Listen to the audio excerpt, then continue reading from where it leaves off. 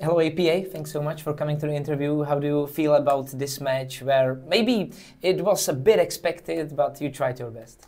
I think game one was honestly really close. It came down to a lot of just like team fight execution. We laned quite well. I think bot lane won third lane handily, if I recall correctly. And then it just came down to team fights. You know, we had a Rift team fight where we won the start of it, and then we lost the latter half. We had like a mid lane team fight where we won the start of it, lost the latter half, and then even like the Otacon team fight, we like instantly killed Ashe, and then Jan smurfed. He killed like two people on the end, and we got bot turret. So the game was really close. We just ended up like honestly overreaching a lot of times. Like we would make the first like snap play that would like kill someone, and then we're like, what if we could have more? You know, we stuck our hands in the cookie jar and got slapped for it. Yeah, maybe if we get back to the Otacon, was there some kind of a last hope in this game, or some kind of a flip? Because if you start Otacon, you will lose a lot of armor, a lot of magic resist. So it looked kind of bad maybe from the start, but you are saying it was almost kind of fine. Game one, very close, I would say. Honestly, I can see us winning game one if we're like a little bit more like disciplined, I guess I can say. And then game two, we kind of just got smacked. Can't say much about game two. So you feel right now kind of okay because it was not so bad, but still it was a loss to Atop Esports and they are favorites? Yeah, it's fun. You know,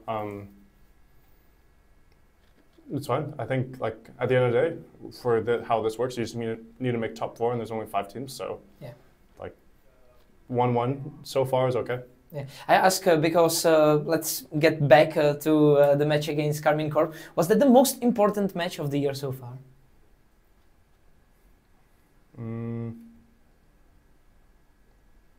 Not really.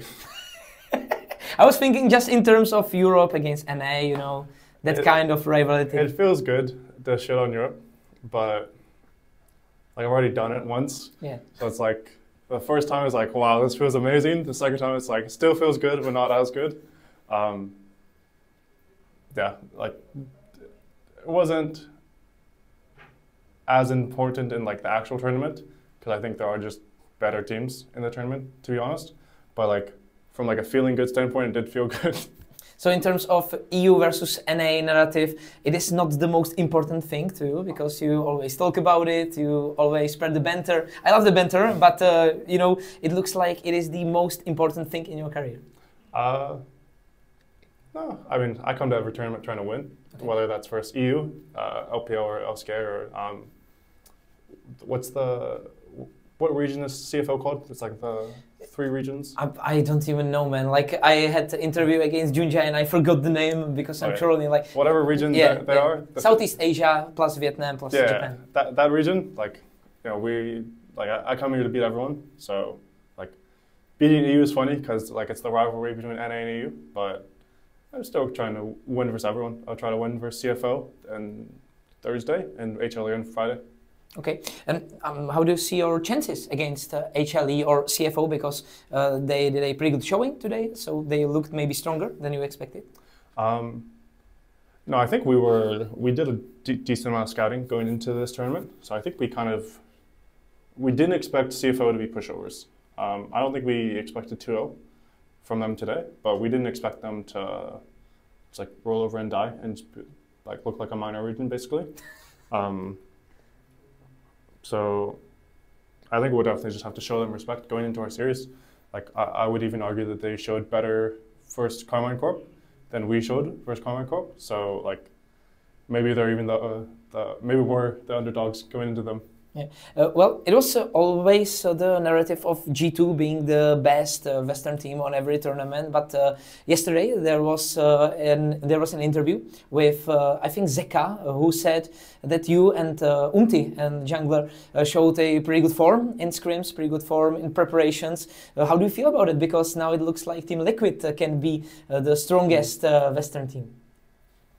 I mean, it's definitely like a high accolade to like receive because I think Zekova is actually an insane player, but I don't let it get to my head too much. Just like to be honest, I get so much hate that I can't ignore the hate. But just from Europeans, right? Even from NA fans when I'm playing in NA, like I get so much hate when I'm playing just anywhere that it's like in the same vein when I get, how do I say it? Like praise from people that aren't my teammates, I kind of tend to ignore it and not let it get to my head. So not even from Zeka? Yeah, I mean, it's like, maybe after the tournament, it'll be nice to go listen to the interview again, but during the tournament, like, don't care. And how do you see your chances overall in this tournament? Because in LTA, it looked like Fearless is coming along your way nicely, but this tournament, Eastern teams, they may be a bit stronger on the Fearless draft as well, so overall chances this tournament? I mean, honestly, we come to every tournament to win. Like, yeah, but that's the PR stuff, you know.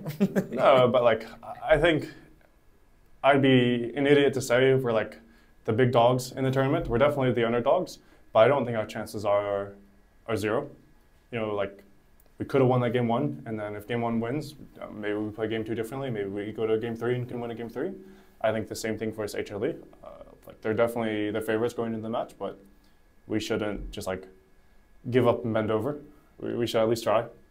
Yeah, and if you talk about Fearless and LTA, what happened there? Because you struggled against Isurus, it was, I think, in the first round. You struggled a whole season against other NA teams, but then you came out victorious. What happened to the NA and to the semifinals, to FlyQuest, Cloud9? What do you think happened in the end of the LTA?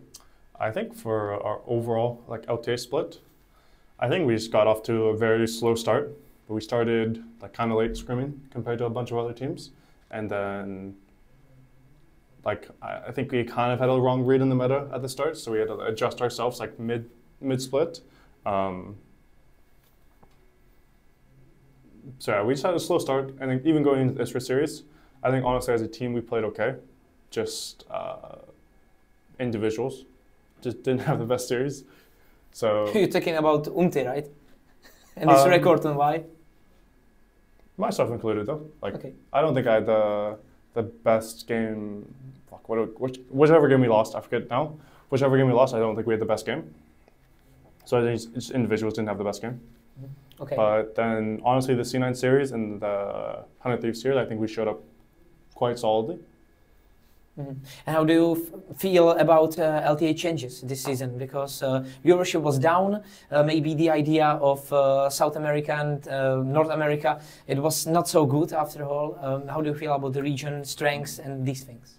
To be honest, I don't worry about that too much. It's not like I'm the player here. I don't do any of the structure or like any of the coaching, anything like that. I'm just like, I show up and play. I think I do my part. You know, I try to entertain. I think I do that quite well. But anything past that's not really like my sphere. And the last changes about lane swaps, there is a lot less mess, I would say, on the map because support is not roaming too much. Top lane is not changing the role. So, do you think it will bring even more out of you because now you can focus more on your lane and on your gameplay? No, I'm definitely a fan of no lane swaps. I thought lane swaps were so cringe because honestly, mid laners did nothing in lane swap. You like lane to mid lane, and then you like kind of would pray your teammates won the top lane dive, they're diving top lane, or you prayed your top laner lived the bot lane dive. You just had to pray, and then the like kind of unspoken thing about lane swaps was mid laners couldn't use junglers because junglers would always have to be diving top or diving bot or like whatever they're needed somewhere else on the map that wasn't mid lane, so you just couldn't use junglers. So if you're ever like smashing mid lane, you know, like maybe you can level 3 dive, maybe you can like flash forward or something, you could never like call someone to help you. And for the last question, what does this mustache think about? Is it something that until you lose or win or anything, you will shave it down, or will it stay for the rest of the season? It's funny because I actually been asked this like 5 times now. Sorry for that. No, it's fine. I think honestly I'm just not too attached to my hair. I don't know how much you've watched me, but like sometimes I'm bald, sometimes I have a beard, sometimes I have no facial hair at all. I just kind of, it's like a vibes check, game day decision. Like maybe tomorrow I'll wake up, decide to shave it off. Maybe tomorrow I'll decide to shave my hair.